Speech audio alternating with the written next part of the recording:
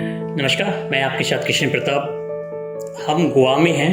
गोवा में हमारे साथ आप एक नई शख्सियत हमारे साथ मौजूद है, IPS officer Nitin Walsa. Welcome sir, कैसे हैं? I'm good. Thank you. How are you? मैं एकदम गुड सर। गोवा में है तो सर गुड तो रहेंगे ही सर। लोग विदेशों से घूमने आते हैं। सर पहला सवाल है सर, अब तक की जर्नी कैसी रही है? कहाँ से सर स्टार्टिंग की थी आपने? मैं 2012 बैच के आईपीएस ऑफिसर, तो मैं यूटी कैडर में बिलोंग करता हूँ। तो my first posting was in Delhi police. मैं दिल्ली पुलिस में 3 साल I was ACP there, then I was additional DCP Delhi police. Delhi police से मैं ट्रांसफर होकर मैं लक्षद्वीप में थे। लक्षद्वीप में I held various posts and I was chief of police of Lakshadweep as well. After that I got transfer to Goa. UPSC जब crack की थी 2012 बैच से हैं, कैसा महसूस हुआ था? फैमिली में कोई और भी बिलोंग करता है इससे, या फिर आप अकेले ही इस फील्ड में निकल के आए थे? फैमिली में I am the first person to qualify civil services. मैं एक्चुअली प्राइवेट में काम कर रहा था इन बैंगलोर में multinational company, so that is when I started having the idea of preparing for civil services.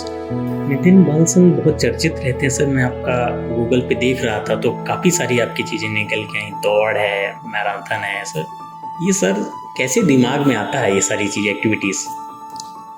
No, basically you have to understand my story as well. मैं जब लक्षद्वीप से ट्रांसफ़र होकर गोवा में आए थे तो I was diagnosed with cancer.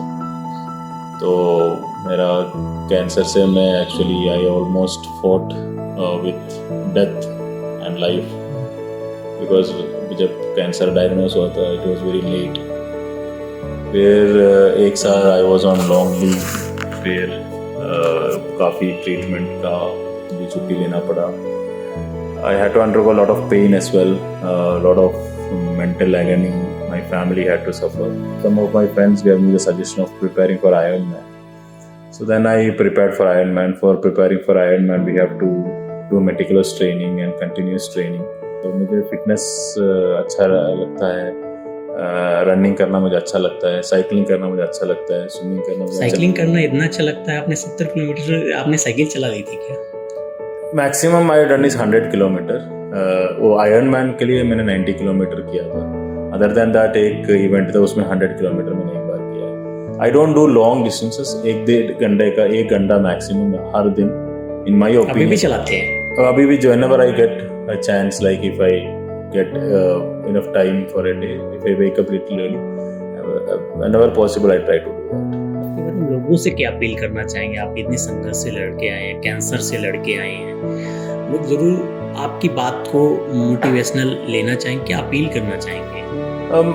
See, every person, like आप अगर सोशल मीडिया में देखेंगे तो everybody will be showing only those photos in which they are happy and they are, but I believe and what I see is like, what I experience is like every person, irrespective of however happy they appear in this moment, everybody would have undergone some very tough situations in their life. And if at all anybody hasn't undergone a tough situation in their life, they will face something tough. So life is all about challenges. Sometimes the challenges will be very tough. You should not say life is about problems or issues, diseases. You can say life is to challenges. Crime भी आप देखते हैं, crime का rate क्या है अब तक का? It's relatable to any other state as well, but Goa is very safe as far as tourism is concerned. So most of the tourists who come here are very very happy with the safe and secure environment we provide here, and which is in Goa.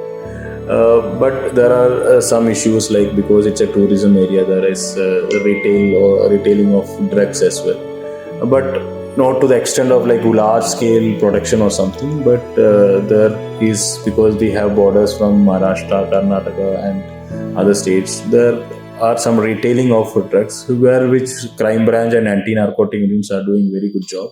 Nitin sir, कभी ये चाहते हैं कि मतलब आप इस line में हैं, इसके साथ साथ कुछ और भी किया जाए? मतलब फ्रॉम जॉब हाँ, हम नहीं मतलब सर होता है ना सर, हम लोगों की हेल्प कर सकते हैं या कुछ और कर सकते हैं. Yeah, what I would like to do, if at all any spare time if I get chance, I would like to spend a lot of time with people who are facing difficulties, like majority, the people who are struggling with chronic and acute diseases, especially since I am a cancer survivor. I actually try to spend time with the people who want some guidance and support, especially mental support, because I interact with a lot of my colleagues and my fellow Goa police personnel who have been diagnosed with cancer, or their family members are diagnosed with cancer. I spend a lot of time with kids who are struggling with some diseases. ये हमारे साथ थे Nitin sir Goa से.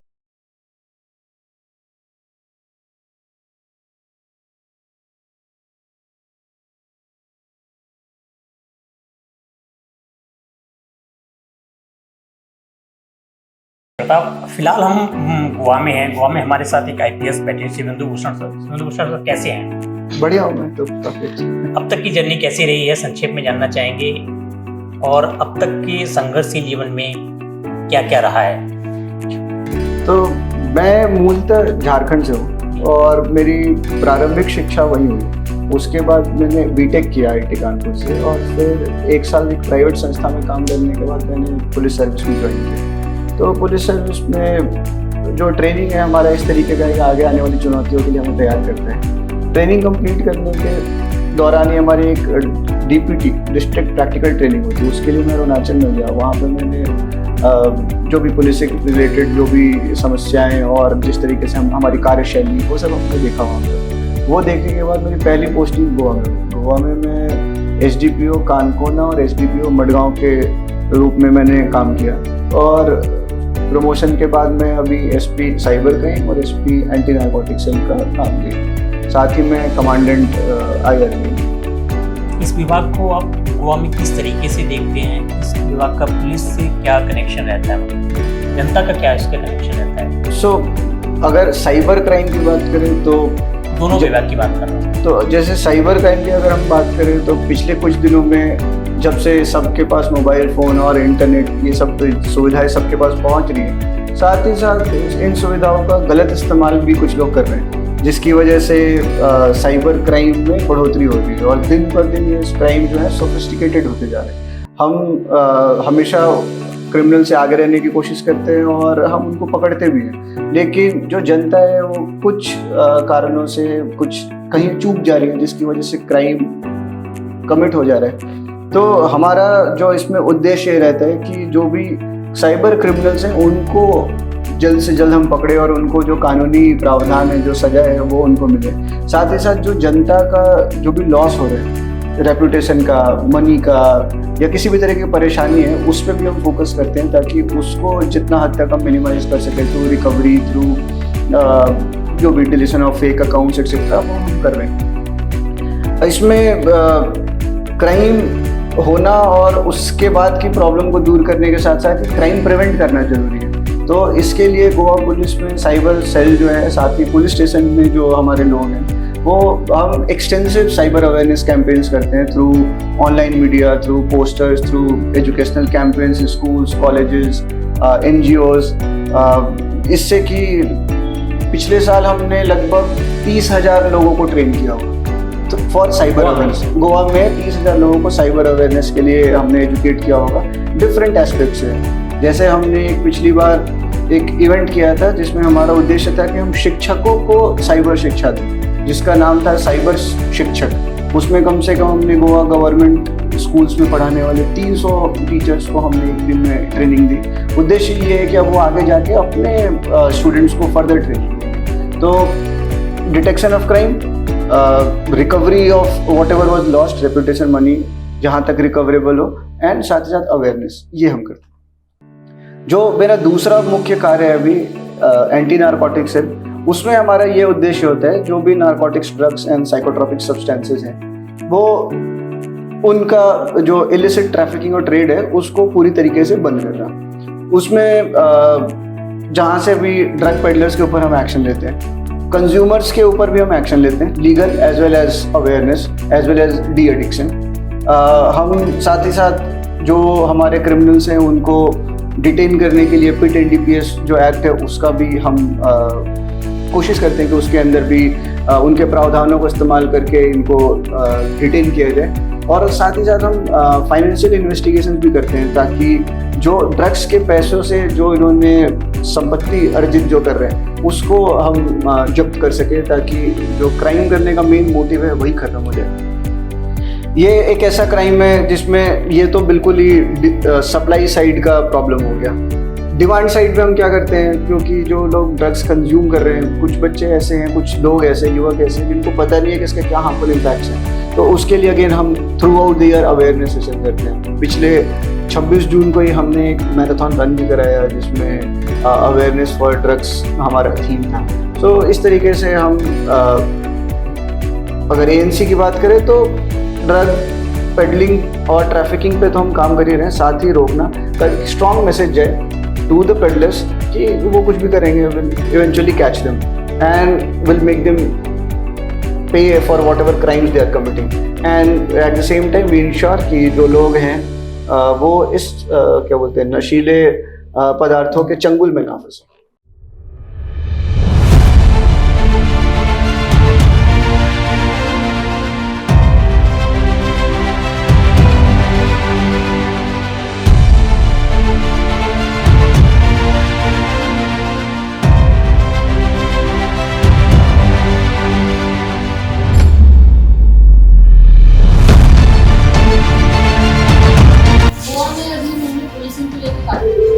लेकिन जो यहाँ पे कुछ खास ही नजर आया वो खास ये है कि यहाँ पे पिंक पुलिस मौजूद है।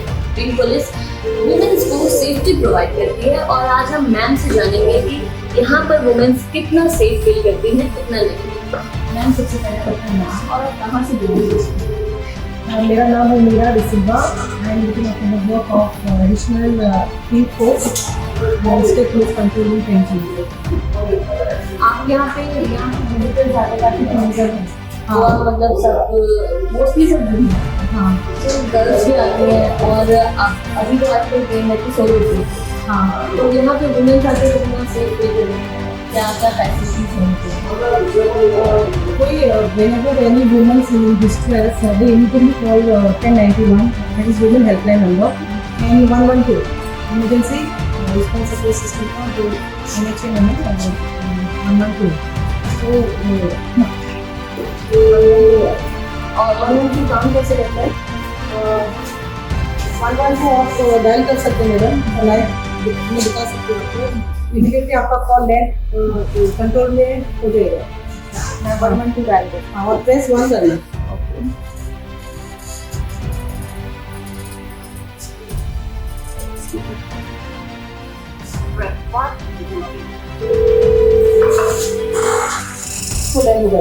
अच्छा वहाँ से हाँ इमीडिएटली आपका कॉल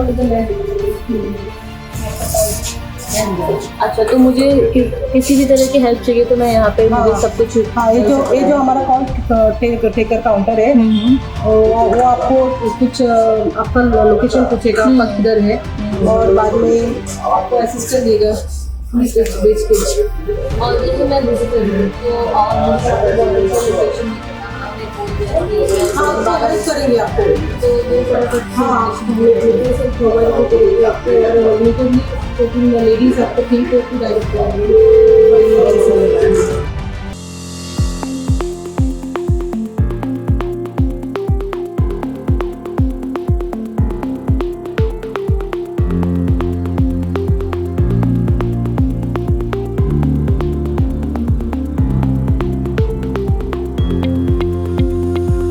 गोवा पुलिस आपके हिसाब से कितना बदलाव हुआ है? देखिए मैं हालांकि यहाँ पर अभी मुझे ऑलमोस्ट 2.5 साल हो गए हैं, but one thing I want to know कि गोवा पुलिस कई मामलों में बहुत ही प्रोफेशनल और एफिशिएंट है। इसका सबसे बड़ा जो प्रमाण है वो यही है कि यहाँ की जो वर्कआउट परसेंटेज है that is highest among the country. Workout percentage का मतलब होता है कि किस तरह से आप जितना आपका क्राइम आपका जितना रजिस्टर हो रहा है आप उसको कितना डिटेक्ट कर पा रहे हैं। तो यहाँ पर जो डिटेक्शन परसेंटेज है दैट इज रफली अबाउट 85 to 90%। वही अगर आप दिल्ली में देखेंगे तो इट वेरीज फ्रॉम 35 to 45, तो बहुत डिफरेंस है। It's almost like double. Even Mizoram में भी इतना नहीं है, जबकि वहाँ पे बहुत क्राइम रेट बहुत कम है। बट गोवा का जो डिटेक्शन रेट है having reasonably high crime, it's fantastic and all credit goes to the officers down the line जो मेहनत करते हैं, जो इंटेलिजेंस जनरेट करते हैं और जो केस को सॉल्व करते हैं। कोरोना काल में आप थे, उस टाइम पुलिस ने क्या भूमिकाएं निभाई? देखिए कोरोना काल में मैं दिल्ली, हालांकि जो फर्स्ट वेव थी मैं दिल्ली में था, जो सेकंड वेव थी आई वाज इन गोवा। तो पुलिस का तो बहुत ही इंपॉर्टेंट रोल रहा था। अगर मैं दिल्ली की बात करूँ, वहाँ पर हमारा जो कम्युनिटी वाला जो रोल था that was being appreciated, even it was appreciated on the floor of the house by the honourable HO. अगर मैं गोवा की बात करूँ, गोवा में भी पुलिस का एक प्रोएक्टिव रोल रहा था। यहाँ पर भी बहुत सारे इश्यूज आए थे, खासकर आपका ट्रांसपोर्टेशन का इश्यूज आया था, आपका जो माइग्रेंट पॉपुलेशन यहाँ पे बहुत है, उनके खाने पीने की व्यवस्था, उनके रहने की व्यवस्था, एक बहुत सारे इश्यूज थे। तो उन सबको गोवा पुलिस ने बहुत ही अच्छे से केटर किया। और जो एक प्राथमिकता थी कोरोना काल में कि भीड़ नहीं होनी चाहिए, लोगों का जमावड़ा अननेसेसरी नहीं होना चाहिए, मूवमेंट अननेसेसरी नहीं होती, उस चीज़ को कंट्रोल करने में गोवा पुलिस की काफ़ी अहम भूमिका रही है। अगर मैं इसमें चीज़ें कुछ हाईलाइट करूँ तो सबसे पहले हमारा नो योर नेबर स्कीम है। नो योर नेबर स्कीम हमने स्पेसिफिकली जो हमारे यहाँ पे माइग्रेंट पॉपुलेशंस है, जो बाहर से लोग आते हैं, वर्कर्स आते हैं, हर तरह के लोग आते हैं, उसके लिए रखी है कि लोगों को हमने सचेत कराया कि आप अपने घर में अगर किसी को टेनेंट रख रहे हैं, अपने घर पे किसी को सर्वेंट रख रहे हैं, उसको वेरीफाई कराएं। तो इसलिए था कि नो योर नेबर, आप अपने घर, आपके पड़ोस में कौन रह रहा है, आपके नीचे कौन रह रहा है, आप किसको रख रहे हैं, आप उसकी पुलिस वेरिफिकेशन कराएं, ताकि अगर वो बंदे का कोई क्रिमिनल रिकॉर्ड है या कुछ क्रिमिनल बैकग्राउंड है, उसका एक्शन ले सके, नंबर 1। अगर नहीं भी है तो भी अगर वो फ्यूचर में अगर कोई करता है तो उसे पता है कि हाँ उसका सारा रिकॉर्ड पुलिस के पास है, तो अगर करेगा तो एक तरह से उसके ऊपर एक डेटरेंस इफेक्ट आता है, नंबर 1। नंबर 2, हमने एक इनिशिएटिव लॉन्च किया था साउथ में जिसका नाम था प्रयास। प्रयास ये था हमारा एक कम्युनिटी पुलिसिंग इनिशिएटिव था specifically for the slum areas. अब जैसा कि आप जानते हैं, इर्रेस्पेक्टिव ऑफ एवरीवेयर, जो स्लम एरियाज होते हैं वहाँ पे सोशियो इकोनॉमिक कंडीशंस जो हैं वो they are different from the normal areas. तो इसलिए वहाँ पर जो है खासकर जो यूथ होते हैं, they have a tendency to enter into crime knowingly और अननोइंगली। उसके बाद तीसरा हमारा इंपॉर्टेंट पार्ट था जो अगेन हमारे डीजी के साथ था, वॉक द बीट इनिशिएटिव। जैसा कि आप जानते हैं कि हर स्टेट में होता है एक अपना पेट्रोलिंग पैटर्न होता है, एक बीट ऑफिसर, एक बीट सिस्टम होता है हर एक, है ना। एक पुलिस स्टेशन है, पुलिस स्टेशन के बाद एक डिवीजन होती है, डिवीजन के बाद एक बीट होती है। तो वॉक द बीट में ये था कि आपकी पब्लिक प्रेजेंस को बढ़ाना है।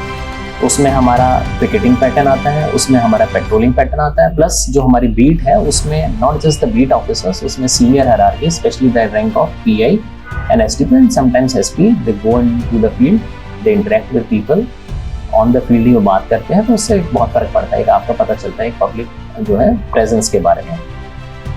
उसके बाद 5वां हमारा था सीनियर सिटीजन कार्ड। ये हमारे जितने भी सीनियर सिटीजन्स थे साउथ गोवा का, उनने हमने एनालिसिस किया, उनका एक हमने ऑडिट किया, उनका एक हमने उनके साथ एक हमारा इंटरेक्शन प्रोग्राम भी हुआ था जिसमें उन्होंने कुछ अपने पॉइंट्स बताए थे।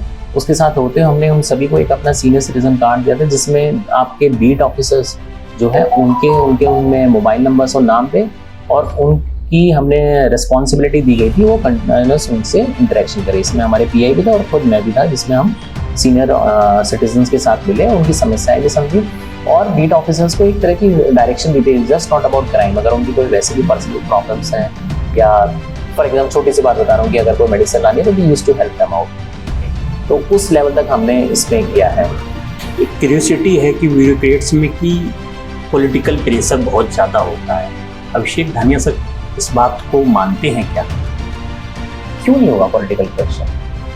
भाई आप एक डेमोक्रेसी में रह रहे हैं, डेमोक्रेसी में हु आर द लीडर्स? भाई जनता आईपीएस नहीं चुनती, जनता आईएएस नहीं चुनती, वो तो आप एक एग्जाम क्लियर करके आप एक ऑफिसर बनते हैं। So you are a part and parcel of the system. जनता चूज करते हैं अपने प्रतिनिधि को। प्रतिनिधि कौन होते हैं? जो आपके वोटर्स होते हैं। हम भी चूज करते हैं, मैं भी वोट करता हूँ, तो मैं भी किसी न किसी को चूज करता हूँ। They are the ones. अगर आप हमारे पूरे संविधान का स्ट्रक्चर समझेंगे, is we the people of India who constitute और हम किसको चूज करते हैं? अपने प्रतिनिधि को, जो कि वहाँ जाते हैं पार्लियामेंट में या विधानसभा में और आपकी बातों को प्रेजेंट करते हैं।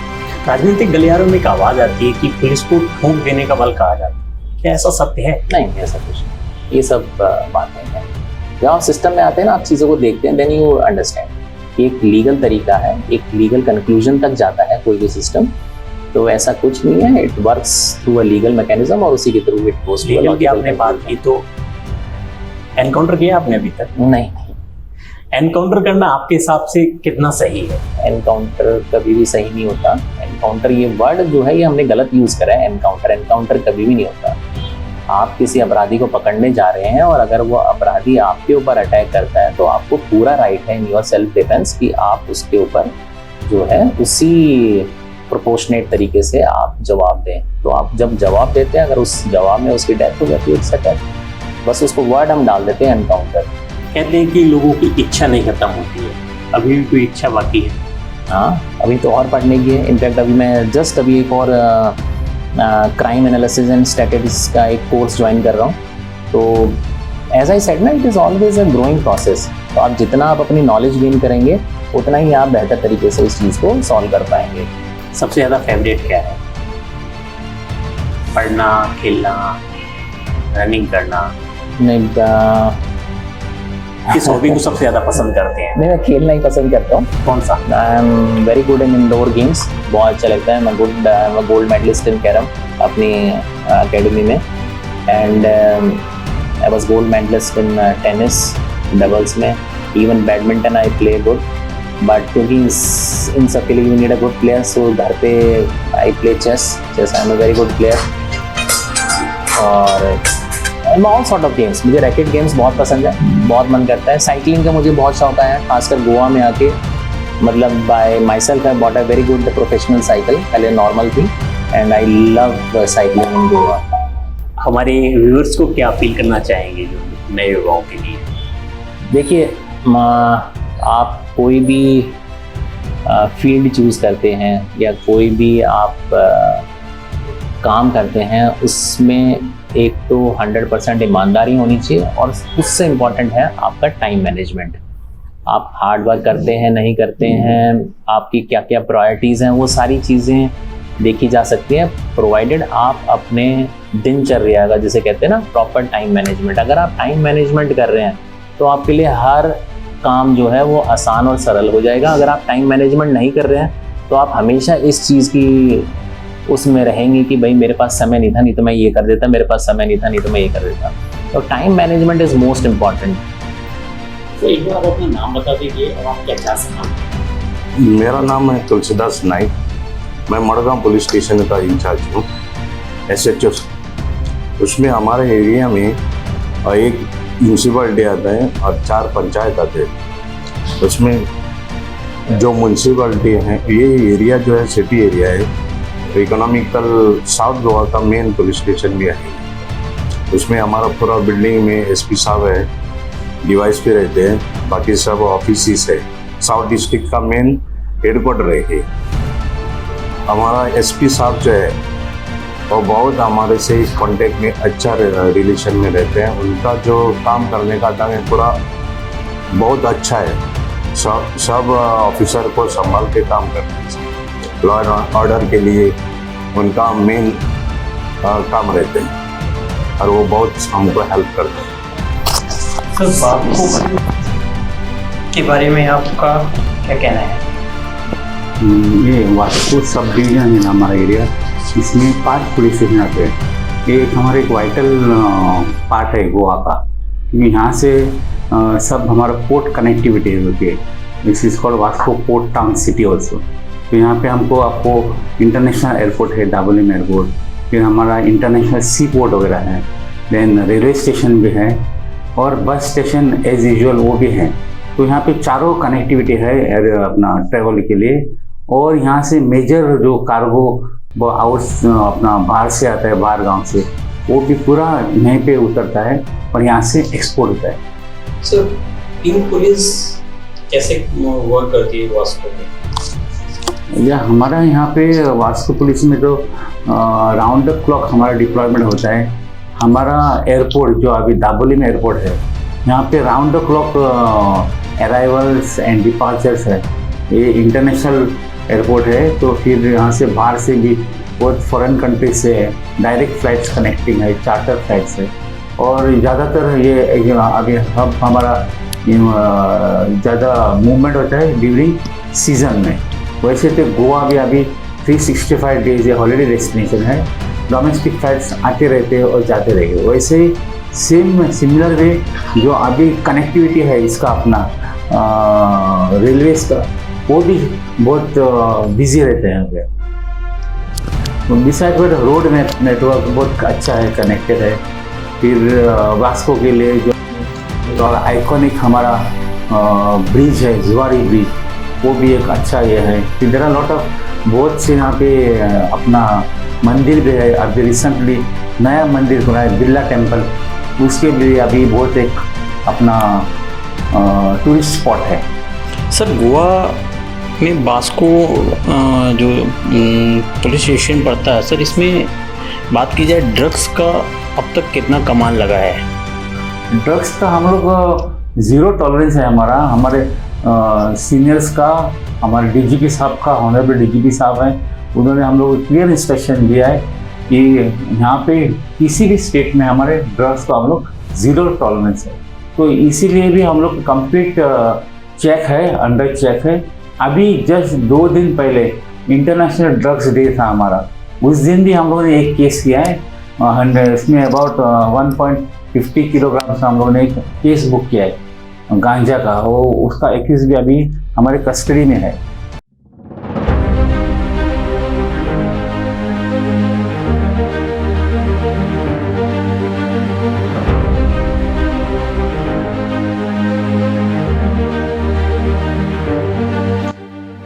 नमस्कार, मैं आपके साथ कृष्ण प्रताप।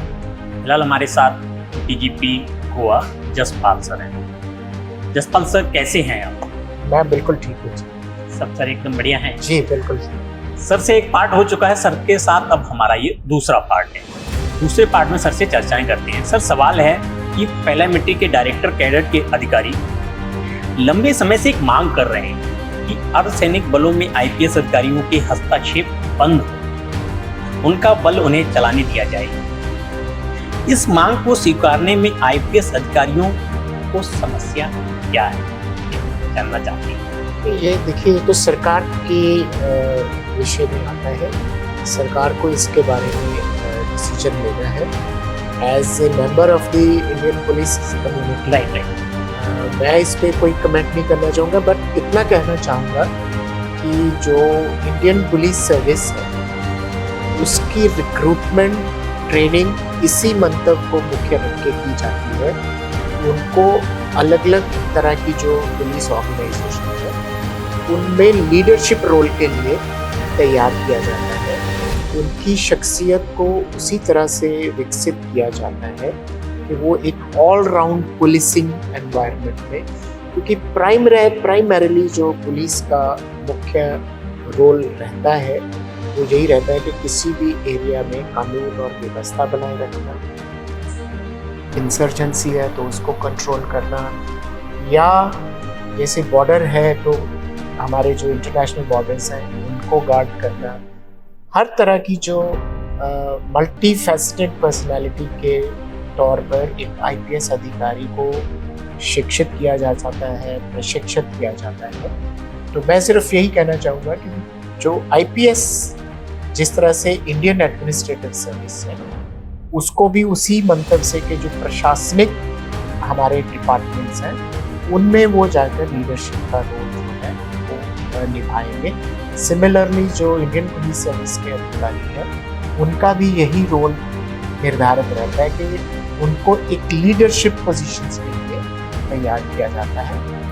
ये तो सर मैंने आपका पर्सनली व्यू जानना चाहता। अगला सर सवाल है कि अधिकारियों का अपने अधीनस्थों पर जो खौफ क्यों है, क्योंकि सर सामान्य व्यवहार आखिर क्यों नहीं है, और अधिकारियों से मिलने के लिए कर्मचारियों को अपने इंचार्ज से अनुमति लेनी पड़ती है। यदि इंचार्ज ही क्रियाकलाप की शिकायत करनी है तो कभी अनुमति मिलेगी अधिकारियों से मिलने का, ये लेकर नहीं देखिए, सबसे पहले तो मैं ये कहूँगा कि पुलिस एक संस्था के तौर पे एक अनुशासित बल है। अनुशासित बल इसलिए कि राउंड द क्लॉक काम करने वाली सुरक्षा एजेंसी है। इसमें अनुशासन बहुत ज़रूरी होता है कि और कोई ऐसा डिपार्टमेंट नहीं है फायर ब्रिगेड्स को छोड़ के जिसको आप रात के सुबह के 3 बजे, रात के 2 बजे, लेट नाइट जब मार्चिंग का ऑर्डर देते हैं तो आपको मार्च करना पड़ता है। तो अनुशासन जो है वो बहुत ज़रूरी होता है। तो इसी कारणवश जो पुलिस के अधिकारी हैं वो अपने आप को एक ट्रेड यूनियन के तौर पे संगठित नहीं कर सकते हैं। कोई भी ग्रीवेंस है उसका भी एक निर्धारण कार्यप्रणाली होती है कि किसी भी कर्मचारी को अपनी कोई शिकायत अपने वरिष्ठ अधिकारी पर पहुंचानी है तो उसके लिए एक OR का सिस्टम होता है कि ऑर्डरली रूल में पेश होना है। इसके अलावा हम जितने भी पुलिस अधिकारी हैं जिला स्तर पे भी, सब डिविजनल लेवल पे भी, हम एक सैनिक सम्मेलन करते हैं क्वार्टरली या 6 मंथली, जिसमें सारे कर्मचारियों को एक जगह पर किसी हॉल में बुला के उनसे बातचीत की जाती है, उनसे उनकी परेशानियों के बारे में पूछा जाता है और कोशिश ये की जाती है कि तुरंत वहीं पर निपटारा किया जाए, नहीं तो अगर वो कोई फाइल पे काम होने वाला है तो उसका बाद में निपटारा किया जाता है। तो यहाँ पर पूरे ही सिस्टमेटिक वे में जो ग्रीवेंसेस हैं उनका निर्धारण किया जाता है। आप इस बात के लिए मानते हैं कि ब्रेकर है खत्म हो या ना हो? ब्रेकर से आपका क्या? आप मैंने सर सवाल था में था सर कि वो जो नीचे स्तर के जो अधिकारी होते हैं, SI हुआ, इंस्पेक्टर हुआ, किसी से ऊपर हुआ कोई, जी जी, तो सर उससे अधिकारी तक पहुंचने के लिए कई जूझना पड़ता है सर, मिलने नहीं दिया जाता है। अच्छा, आप बात कर रहे हैं कि जो पब्लिक है, हाँ, जनता के पॉइंट ऑफ व्यू से करें। जनता, हाँ, जनता के पॉइंट ऑफ व्यू, ये सर मैं आपकी ही डिपार्टमेंट की बात कर रहा हूँ। अच्छा, आप कह रहे हैं कि विद इन दी डिपार्टमेंट, हाँ, जो सबऑर्डिनेट रैंक्स हैं, हाँ, वो अप्रोच नहीं कर पाते। नहीं, उसी चीज़ का मैंने जवाब दिया है कि आपको वरिष्ठ अधिकारियों को अप्रोच करने के लिए पूरी व्यवस्था निर्धारित है, उस व्यवस्था का इस्तेमाल किया जा सकता है। इसमें सवाल ही नहीं पैदा नहीं होता है कि अगर कोई निम्न स्तर का अधिकारी आपके यहाँ पर अपीयर होने की एप्लीकेशन डालता है और आप उसको समय देना ही पड़ता है क्योंकि वो एक व्यवस्था है। आपने सर, आप 96 के बैच के अधिकारी हैं, उस पुलिसिंग में और वर्तमान में जो पुलिसिंग चल रही है, क्या डिफरेंट महसूस कर रहे हैं? देखिए, हमारा जो समाज है वो एक डायनेमिक सोसाइटी है और एक गतिशील समाज में बहुत सारे परिवर्तन आते ही हैं।